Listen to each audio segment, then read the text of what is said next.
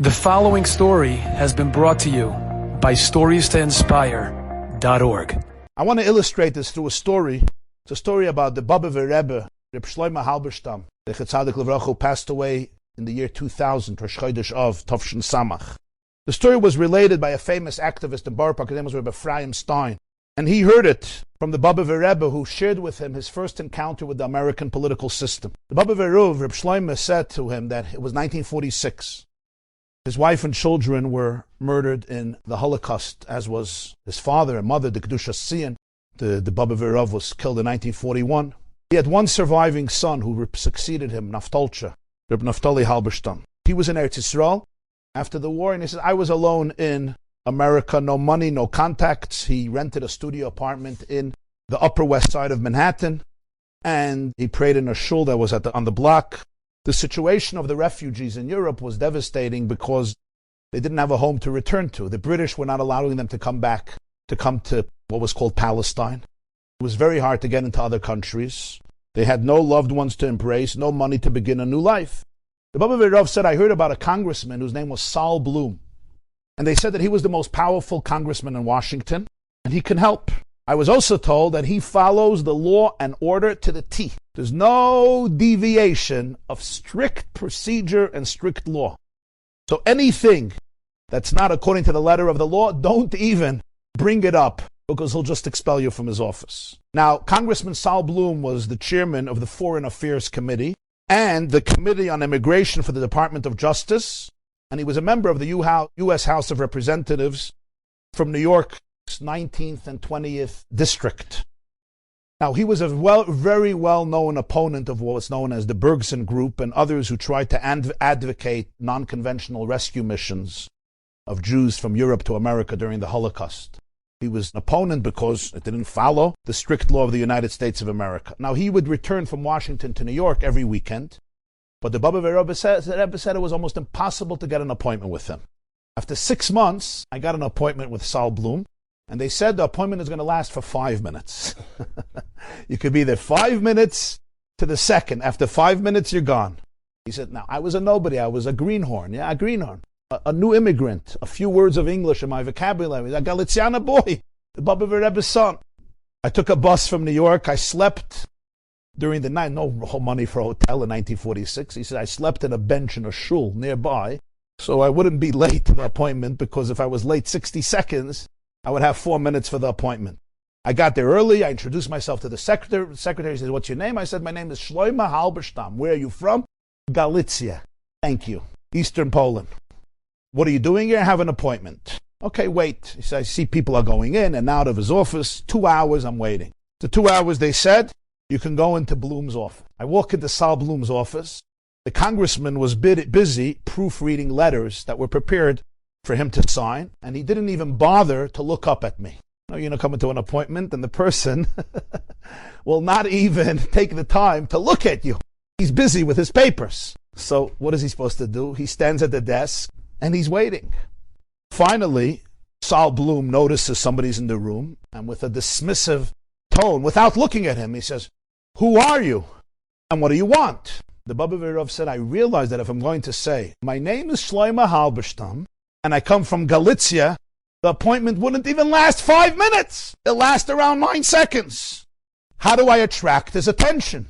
So I said, Mr. Congressman, I am a lawbreaker. He looked up. Saul Bloom looked up. When was the last time you introduced yourself to a congressman, a very powerful congressman?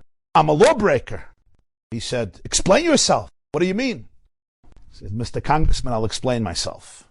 Where I come from, Galicia, there was a law. And the law was that every Jew had to be transported to Auschwitz and enter into the gas chambers. My wife and children, like another 6 million Jews, followed that law. They were led into the gas chambers. There was another law, and that is, as a Jew, you weren't allowed to hide in the forests. And if you were caught, you were shot or sent to an extermination camp. There was another law. You weren't allowed to help a Jew hide in the forest or in a house. And if you did, you were murdered. There was another law. You weren't allowed to smuggle yourself out of Nazi territory. You had to remain there and allow yourself to die. Mr. Congressman, I am a lawbreaker. I broke every single one of those laws, and that's why I'm here today. I ran, I hid, I broke every law. You know why I'm telling this to you? I'm telling this to you because everyone who broke the law, Jews who survived, are back in Europe, and there's nobody to help them and rescue them. I know you're going to quote me chapters and stanzas and sections and verses of the American law that prevents you from helping. I know that, but I don't care, because I'm a lawbreaker. And I'll tell you why. If there are laws that allow people who are innocent to be put to death just because they have Jewish blood flowing through their sinews, those laws are cruel, and those laws are evil, and those laws must be broken. And he said, I broke down in tears. I broke down sobbing. I couldn't go on. And when I looked up, I saw that Saul Bloom was also crying. The end of the story is, this law and order tough guy became one of the greatest clandestine lawbreakers in Congress. He and the Bobover Rav smuggled loads of refugees into the Brooklyn Navy Yard on weekends and stamped them with false visas. I remember my father was in the hospital. It was a few days or a few weeks before he passed away. So I went in the middle of the night to visit him. It was Beekman Hospital in Manhattan. I came 11 or 12. So I went, so there was a security guard there. So he says, you can't go visit a patient at this hour. I said, listen, the man had an amputation. He's very ill. He's extremely ill. I'm his son. Let me go. He says, I can't. It's not according to the vision. I said, what do you care? I won't. You don't tell. I won't tell. Let me go to the elevator and go up. And I gave him a sob story. It wasn't a sob story. I told him the true story. He refused and refused. Finally, he felt bad for me. So he looked at me. This is what they always say. He says, sorry, man. I'm just doing my job. So I told him a line I once read. I said, calling it your job doesn't make it right or good or logical. Calling it your job doesn't mean it's the right thing to do. If this is your job, change jobs. Not allowing a son to go visit his father in the middle of the night. He said, okay, go. A person knowing certain moments when you have to be a rock in the most powerful sense and most positive sense of the word. Not out of stubbornness and abstinacy and the lack of ability to be pliable and compromising and reasonable and flexible. Then it could become a curse. But out of the knowledge that I'm representing the ultimate truth and kindness, and if I don't stand up for it with pride and dignity, if I am not a lawbreaker when the law is horrible, then being a klei cheres is actually being an accomplice to the negativity. Enjoyed this story? Come again. Bring a friend. StoriesToInspire.org